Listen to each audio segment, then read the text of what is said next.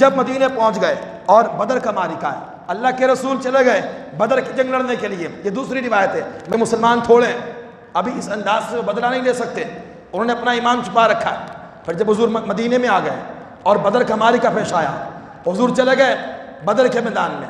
رسول اللہ کے ایک صحابی ہیں حضرت عمیر بن عدی رضی اللہ تعالیٰ عنہ، نابینا ہے اس لیے وہ اس جنگ میں شامل نہیں ہوئے. نابینا آدمی کا جنگ میں کوئی کام نہیں ہوتا. رسول اللہ کو تاخیر ہو گئی واپسی میں، بدر کا دن ہے، کئی دن لگ گئے. تو یہ صحابی بے چین اور پریشان ہو رہے ہیں بار بار، نہ جانے بدر میں کیا ہوا، مسلمان جیت گئے یا ہار گئے، اللہ کے رسول ٹھیک ہیں کہ نہیں. یہ سوچ و بچار ہے.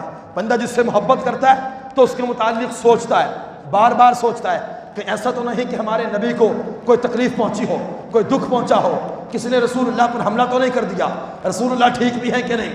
صبح سوچتے ہیں، شام کو سوچتے ہیں، رات کو سوچتے ہیں، سارا ہی وقت سوچ و بچار میں گزر جاتا ہے. یہ محبتیں ہیں. خدا جس کو چاہتا ہے اپنے نبی کی محبت عطا فرماتا ہے، تو وہ صبح شام نبی کی محبت میں روتا ہے. تو ایک دن کہا کہ پروردگار، اگر محمد صلی اللہ علیہ وسلم ہمارے نبی صحیح سلامت بدر کے میدان سے واپس لوٹ کر مدینے آ جائیں گے تو فلاں جو عورت ہے جو حضور کی توہین کرتی ہے، گانے گاتی ہے گانے، اور ان گانوں کے اندر وہ ایسے کفریہ اشعار پڑھتی ہے کہ جس میں حضور کی حجب ہے، حضور کی توہین ہے، حضور کی تنقیص ہے. تو اس صحابی نے نابینا ہے منت مانگ لی، کہا کہ اے پروردگار، اگر آمنہ کے لال بدر کے میدان سے صحیح سلامت واپس آ گئے تو میری منت یہ ہے کہ میں اسی وقت جا کر خوشی میں اس عورت کو جو گانے گاتے ہوئے رسول اللہ کی توہین کرتی ہے، میں اس عورت کو قتل کر دوں گا. یہ منت مانگی اس نابینا صحابی نے. منتیں ہم بھی مانگتے ہیں نا، کام ہو گیا تو مزار پہ چادر چڑھا دیں گے، کام ہو گیا تو لنگر کر دیں گے، کام ہو گیا تو ہم یوں، ہر کسی کے اپنے اپنے انداز ہیں، مگر صحابی کا اپنا انداز ہے. کہا کہ پروردگار، اگر میرے آقا صحیح سلامت واپس پلٹے تو منت یہ ہے کہ خوشی میں یعنی صحابہ کرام جو ہے یہ حضور کے دشمن کو قتل کرنا اسے خوشی سے تعبیر فرمایا کرتے تھے کہ اللہ کے رسول کے دشمن کو جب بندہ قتل کرتا ہے تو یہ خوشی کا مقام ہوتا ہے، یہ خوشی کا لمحہ ہوتا ہے. کہا یا اے پروردگار، میں خوشی کا اظہار کروں گا. اس کا طریقہ یہ ہے کہ وہ عورت جو حضور کی توہین کرتی ہے، گانے گاتی ہے، میں جا کر اسے قتل کر دوں گا. حضور بدر کے میدان سے واپس آئے تو رات ہو چکی تھی. اس صحابی کو خبر پہنچی کہ حضور آ گئے اور صحیح سلامت واپس تشریف لے آئے. یہ نابینا صحابی ہیں. رات کے وقت جیسے ہی ان کو خبر ملی تو یہ رات کے وقت اپنے بستر سے اٹھ کر کھڑے ہو گئے اور یہ نہیں سوچا کہ صبح تو ہو لینے دو، انتظار کریں صبح کا، نہیں. رات ہی کے وقت میں بستر سے اٹھے، تلوار اٹھائی اور اپنے گھر سے نکل گئے. کہا کہ منت پوری کرنے کا وقت آ چکا ہے. اللہ کے رسول صحیح سلامت آ گئے، یہ نکلے اپنے گھر سے. سوچئے پریشان لمحات کتنے ہیں کہ بندہ نابینا ہے، رات اندھیری ہے، بندے کو نظر کچھ نہیں آتا، عورت کا مکان پتہ نہیں ہے. جب نظر نہیں آتا تو کیسے پہنچنا ہے؟ تو اللہ کس طرح اپنے نبی کے نابینا صحابی کی اللہ نے کس طرح مدد فرمائی کہ یہ گھر سے نکل گئے اور ٹٹولتے چلتے بالکل صحیح مقام پر اس خاتون کے گھر پر پہنچ گئے. بندہ نابینا ہو اور صحیح نشانے پر پہنچے تو پہنچانے والی ذات خدا کی ذات ہوتی ہے. کسی سے مدد نہیں لی، رات کا وقت ہے، کوئی نہیں ہے، خود نکلے، خود چلے، مکان پر پہنچے، دروازہ کھولا، اندر داخل ہو گئے. وہ عورت ہے دوسری منزل پر، تو وہاں بھی پہنچ گئے دوسری منزل پر. روایت میں واضح الفاظ ہیں، جب اس کمرے میں داخل ہوئے تو رات اندھیری ہے، تاریک ہے، اندھیرا ہے.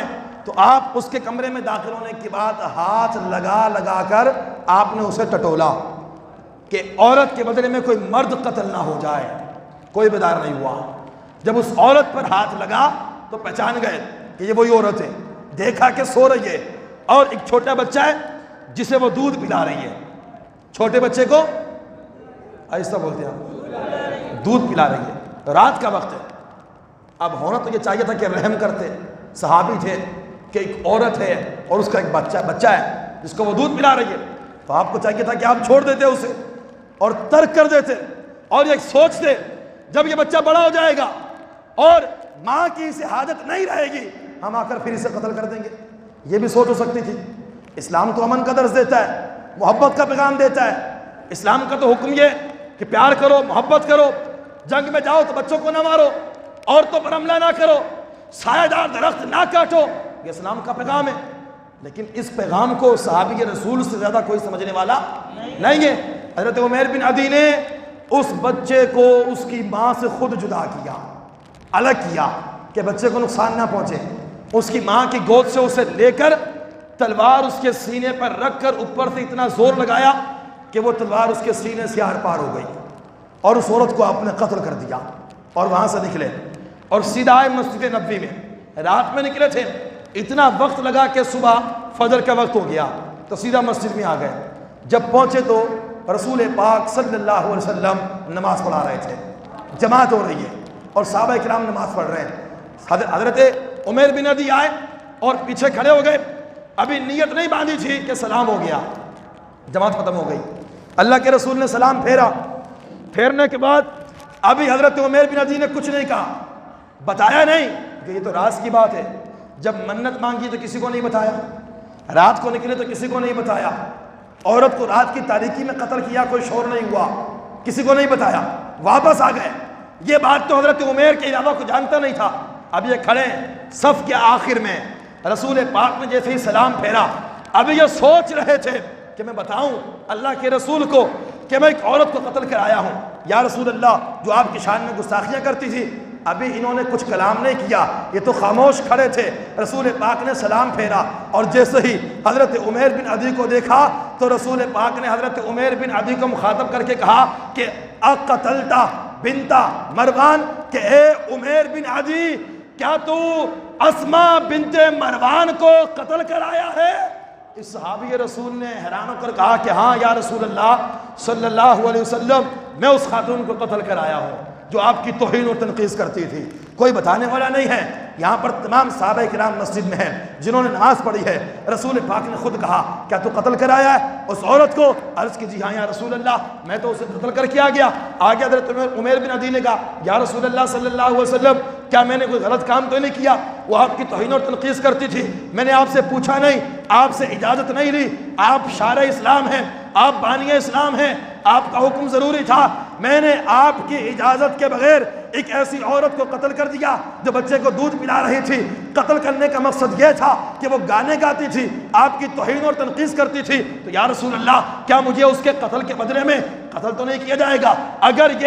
اگر یہ ہے معاملہ کہ قتل کے بدلے میں قتل کرنا ہے تو میں حاضر ہوں۔ رسول پاک صلی اللہ علیہ وسلم نے ارشاد فرمایا کہ نہیں، تو نے کوئی ایسا غلط کام نہیں کیا کہ تجھ سے کفارہ لیا جائے، تو نے کوئی ایسا غلط کام نہیں کیا کہ تجھ سے بدلہ لیا جائے، بلکہ اللہ کے رسول نے صحابہ کرام کو مخاطب کر کے کہا کہ میرے صحابیوں، اگر تم لوگ یہ چاہتے ہو کہ دنیا میں کسی ایسے شخص کو دیکھو کہ جس بندے نے غائبانہ طور پر خدا کی مدد کی ہو اور خدا کے مصطفیٰ کی مدد کی ہو، اگر دنیا میں تم کسی ایسے شخص کو دیکھنا چاہتے ہو تو عمیر بن عدی کی دل کھول کر زیارت فرما لو۔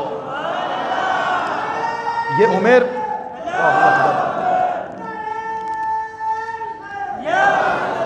عمیر بن عدی جو سامنے کھڑے، اللہ کے رسول نے فرمایا کہ جو شخص یہ دیکھنا چاہتا ہے اللہ اور اس کے رسول کا مددگار کون ہے تو وہ دیکھے عمیر بن عدی کو۔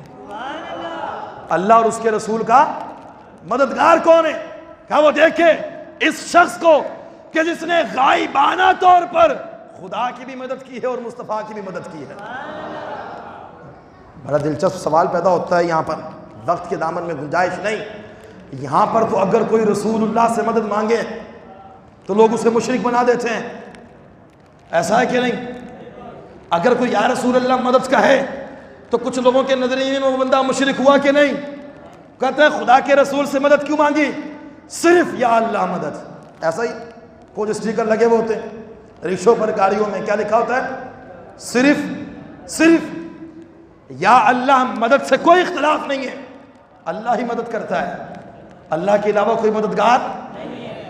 لیکن جب لفظ صرف لگایا جاتا ہے نا تو اس میں توہین مصطفیٰ کی بو آتی ہے، اس میں شان رسالت کی تنقیص کی بو آتی ہے کہ لفظ صرف بول کر کیا ثابت کرنا چاہتے ہو؟ کیا کہ اللہ کے علاوہ کوئی مدد نہیں کر سکتا؟ قرآن نے تو خود کہا استعینوا بالصبر والصلاۃ، تم نماز سے بھی مدد مانگو اور صبر سے بھی مدد مانگو۔ یہ تو قرآن کا پیغام ہے.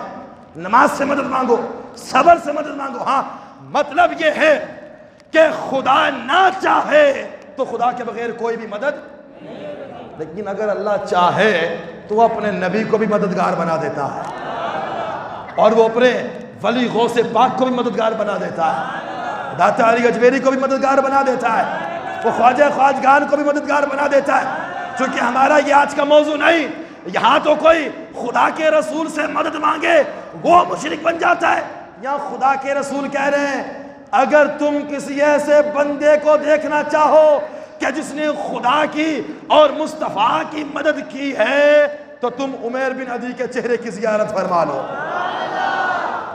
ایک عام بندہ, ایک عام, آہستہ بولتے ہیں, اگر خدا کے رسول کی مدد کر سکتا ہے تو کیا خدا کے رسول اپنے امتیوں کی مدد نہیں فرما سکتے؟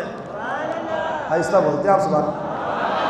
تو الغرض بات ختم کرنے کی ہے, چونکہ ہمارا یہ موضوع نہیں ہے. رسول پاک نے فرمایا کہ جو یہ دیکھنا چاہتا ہے کہ جس نے غائبانہ طور پر خدا اور رسول کی مدد کی ہے, فانظروا الی عمیر بن عدی جی, وہ دیکھے عمیر بن عدی کو. رسول پاک نے جب یہ جملہ کہا تو حضرت عمر کھڑے ہو گئے, جوش میں اور جذبے میں آپ نے کھڑے ہو کر کہا انظروا الی ھذا الاعمى تسرع فی طاعت اللہ. حضرت عمر نے کھڑے ہو کر کہا اور دیکھو دیکھو دیکھو اس نابینے کو, دیکھو اس اندھے کو, دیکھو کہ یہ کس طرح خدا کی اطاعت میں ہم سب سے بازی لے گیا ہے. حضرت عمر نے جب یہ جملہ کہا تو رسول پاک بھی جوش اور جذبے میں آ گئے, اور آپ نے حضرت عمر کو روک کر کہا کہ عمر لا تقل الاعمى, اسے اندھا نہ بول. کیا کہا حضور نے؟ لا تقل الاعمى.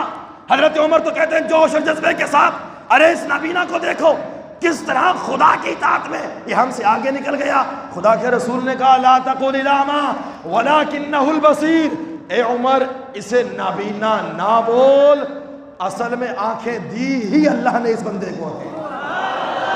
آنکھیں تو اللہ نے اسی کو عطا فرمائی ہے جو رات کے اندھیرے میں دن کی روشنی والا کام کر کے آیا ہے. رات کی تاریکی میں کس طرح ہمارے دشمن کو ختم کر کے آیا ہے, خدا نے تو بصائرت اگر دی ہے تو اسی بندے کو عطا فرمائی. یعنی جو خدا کے رسول کے دشمنوں کو جب قتل کر دیتا ہے تو پروردگار عالم کی بارگاہ میں اس کا مقام اتنا بلند و بالا ہو جاتا ہے کہ بندہ ہوتا تو نابینا ہے, اگر کوئی اسے نابینا بولے تو خدا کے رسول اسے نابینا بولنے نہیں دیتے. جیسے جب بندہ خدا کے دین کی سربلندی کے لیے لڑتے ہوئے اپنی جان دے دیتا ہے, شہید ہو جاتا ہے, تو اس کا تو انتقال ہو جاتا ہے, لیکن رب اس سے اتنی محبت کرتا ہے, کہتا ہے وَلَا تَقُولُوا لِمَنْ يُقْتَلُ فِي سَبِيلِ اللَّهِ أَمْوَاتٌ, یہ میری راہ میں مارے گئے ہیں انہیں مردہ نہ بولو. اے پروردگار مارے گئے ہیں, کفن پہنا دیا, جنازہ ہو گیا, قبر میں دفنا دیا, ان کا مال تقسیم ہو گیا, اس کی بیوی بیوہ ہو گئی اور اس کے بچے یتیم ہو گئے, ہم اسے اب بھی یہ نہ بولیں کہ مر گئے. کہا کہ نہیں نہیں, اسے یہ نہ بولنا کہ مر گئے. وَلَا تَقُولُوا لِمَنْ يُقْتَلُ فِي سَبِيلِ اللَّهِ أَمْوَاتٌ, انہیں مردہ نہ کہنا, اللہ انہیں حیات ابدی عطا فرما دیتا ہے, کیونکہ اللہ ان سے محبت فرماتا ہے. اگرچہ وہ مر گئے ہیں لیکن تمہارا مردہ کہنا رب کو یہ گوارا نہیں ہے. بندہ تو اندھا ہے, نابینا ہے, لیکن حضور کے دشمن کو مار کر آیا ہے. صحابی رسول نے صحیح کہا کہ نابینا ہے لیکن خدا کی اطاعت میں ہم سے آگے نکل گیا. یہ رسول اللہ کی محبت تھی. کہا کہ نا اسے اندھا نہ بولنا, آنکھیں تو اللہ نے صرف اسی کو عطا فرمائی ہے جو رات کی تاریکی میں روشنی والا کام کر کے آیا ہے. اللہ تعالی ہم سب کو مسئلہ ناموس رسالت کی صحیح سمجھ عطا فرمائے. وآخر دعوانا الحمدللہ رب العالمین.